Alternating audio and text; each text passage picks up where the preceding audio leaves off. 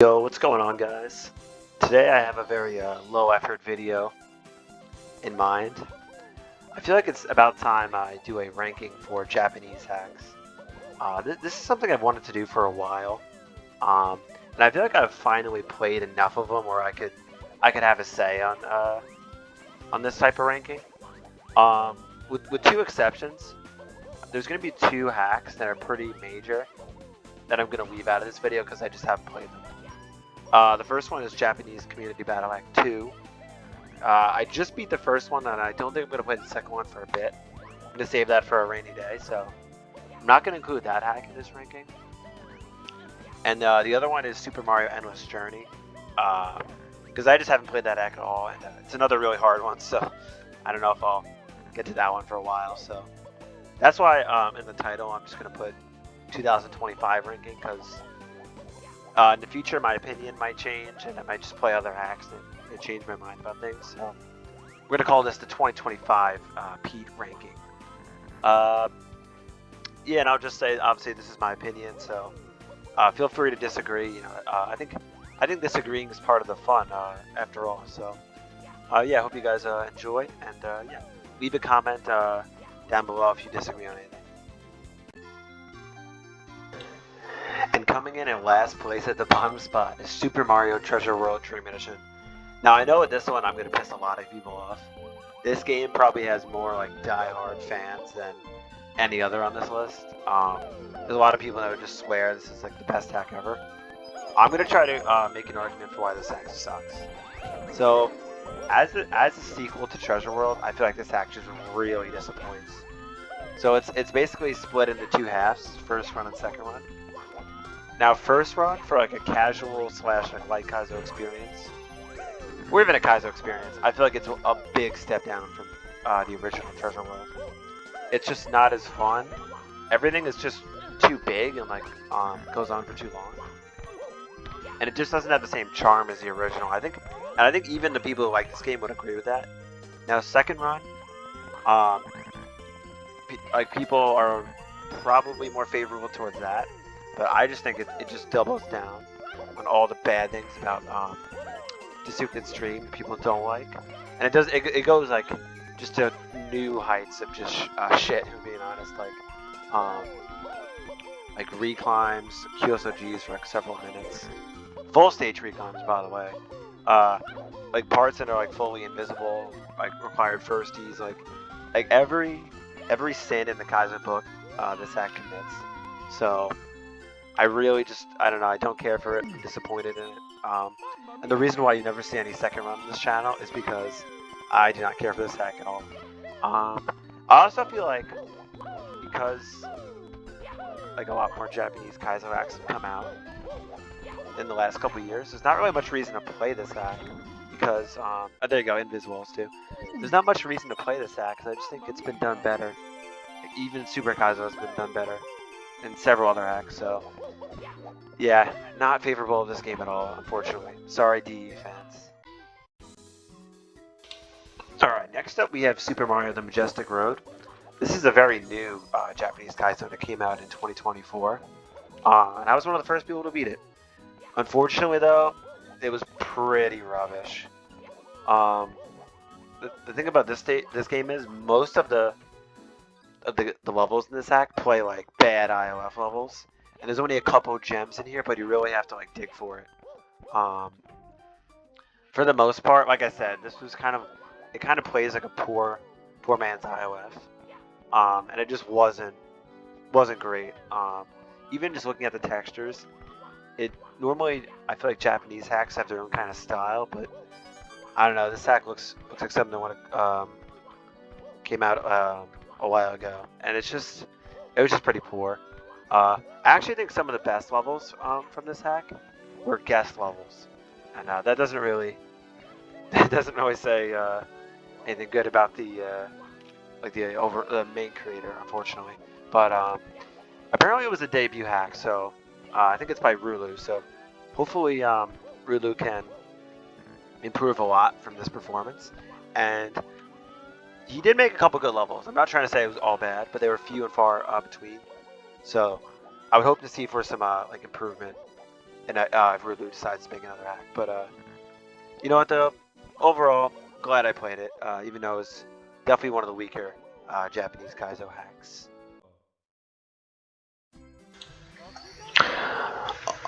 Alright, now we're getting to the big ones. So, next up we have SNR. Now, just to be perfectly clear, I think this is a good hack. I enjoy this hack. There's a big increase in quality from STMR to SNR. So I'm not trying to suggest that those two are similar in quality. So the thing about SNR is it's like a follow-up collab hack to IOF. I think it does some things better and some things worse. I think what it does better is it's more polished. Just like how it looks, and even some of the gameplay I think is more polished. What's a little more negative about SNR is I feel like it's just completely unrestrained in terms of like what it tries to do, and as a result, there's a wide variety of quality I feel like for this game. Like there's some stages, and I haven't even beaten this hack, but there's some stages that people just despise. And there's some stages that are like pretty awesome. I think we can all agree. So it's a very mixed bag. This hack did pick up a bit of a reputation, and I can kind of see why. Because honestly, it's a pretty cruel hack. Not as cruel as DE, but like they definitely just went for difficulty here.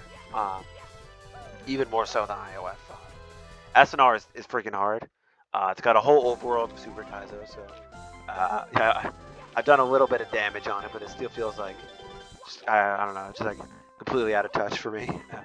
But it definitely goes full in on the Super Kaizo, so if you're like a Super Kaizo junkie, like you will love this hack. And I'll even admit it's pretty good at Super Kaizo. I like it for the most part.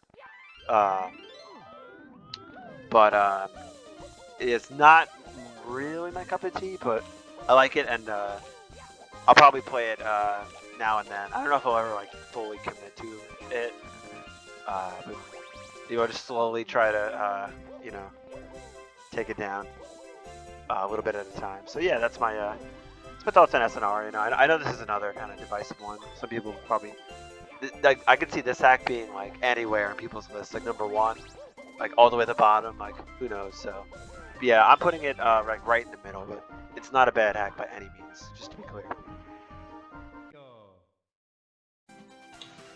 Alright, here we have the classic hack, the pizza I did beat, by the way. IOF. Now yes, I'm putting IOF above SNR, but I'll admit, like those two are very close.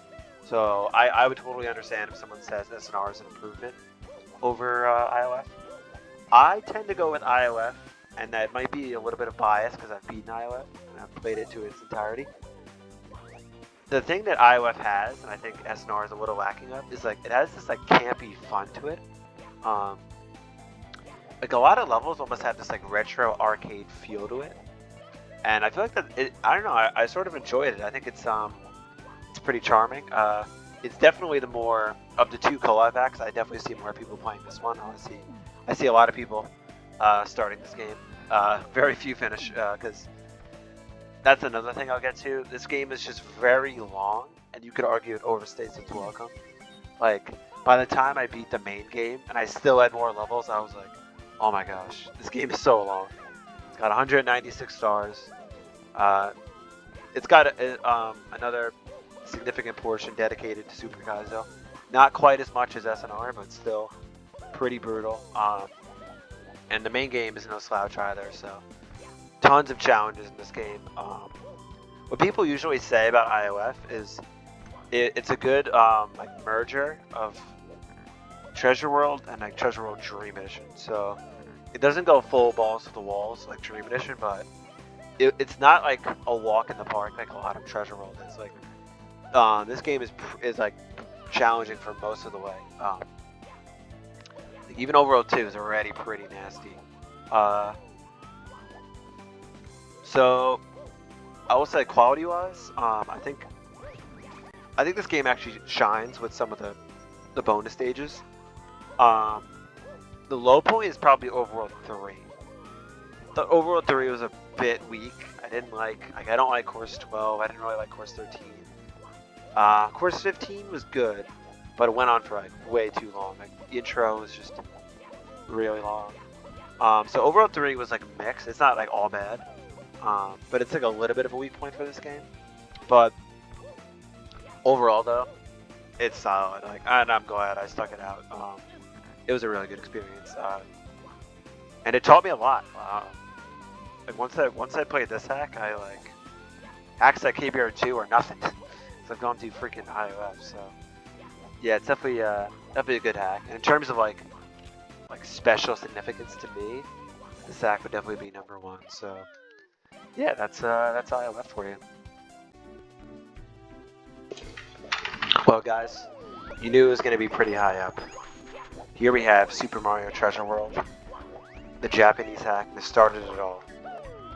It's no secret that this hack basically inspired every other one on this list, both with the brutal TD Reds grind that has become iconic, as well as just the fun world, and I think that's where this hack really shines.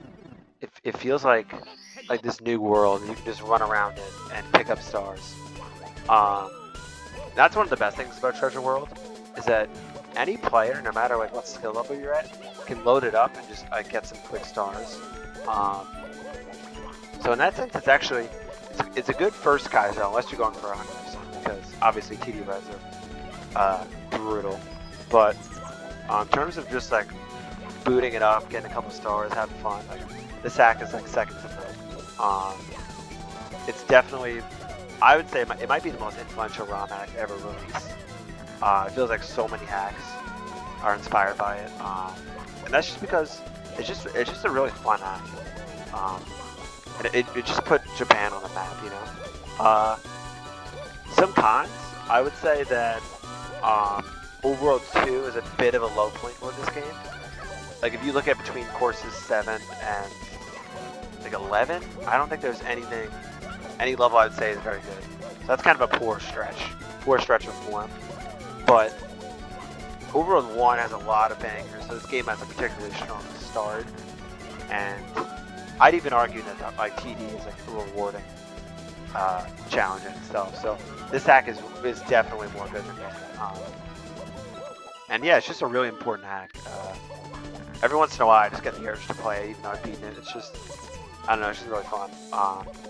And yeah, shoutouts to Rambi for starting this all with the wonderful Super Mario Treasure World. Coming in at my number 2 spot is Super Mario Invasion of Chuckya. Now I was really torn what to put on the number 2 spot. I was between Treasure World and this. Ultimately, I decided to rank this like a smidge higher. I just think it does a lot that Treasure World does, but I think I like the Kaizo of this hack a little more. This is the ultimate like endurance hack, which I like that kind of thing personally, but I can understand if some people think it's a little too drawn out and boring. Where this hack really shines though is some of the world building. Like for example, there's a level and it's like it's Tokyo, like literally it's Tokyo, it's a giant city. And I was really impressed with that world building because Japanese hacks are not always known for that, but I feel like this hack took it to another level with the world building.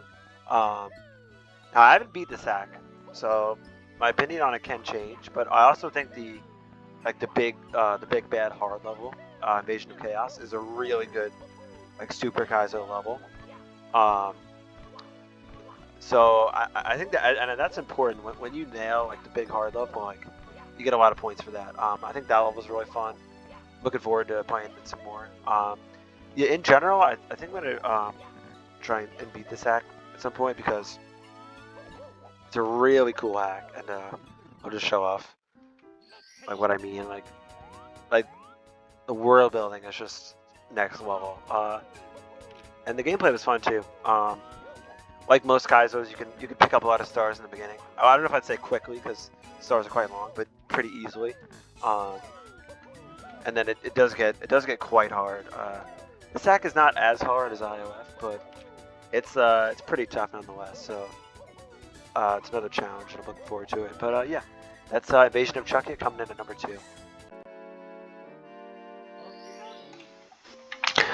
Okay, so you could argue that this is recency bias because I just beat this hack yesterday and uploaded it. But I agree with some other people who have said that I think this might be the best Japanese Kaizo hack. I really liked how they went for a more like senseless delirium kind of thing, where they went for short, precise stars. I think that's a very like underutilized idea for like Japanese hacks.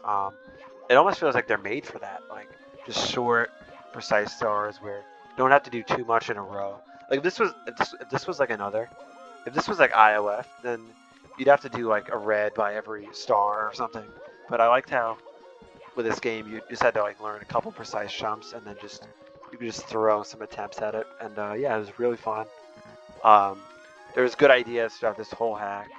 Um, I just really enjoyed it, and like there wasn't a bad level at all, which is really impressive. I don't know if there's any other hack on this like list that I could say like doesn't have a bad level. So that in itself is impressive. Uh, I mean, you have Strange here who didn't submit a level, but honestly, that's kind of funny. It's like a running joke. Uh, so yeah, this hack was really special. At some point, I'm definitely going to play the second game, and I'm looking forward to it. So yeah, thanks very much to the Japanese community, not just for this hack, but for every all the hacks. Definitely my favorite Kaizo nationality, or whatever you want to call it. So yeah, I just want to say kudos to the Japanese community.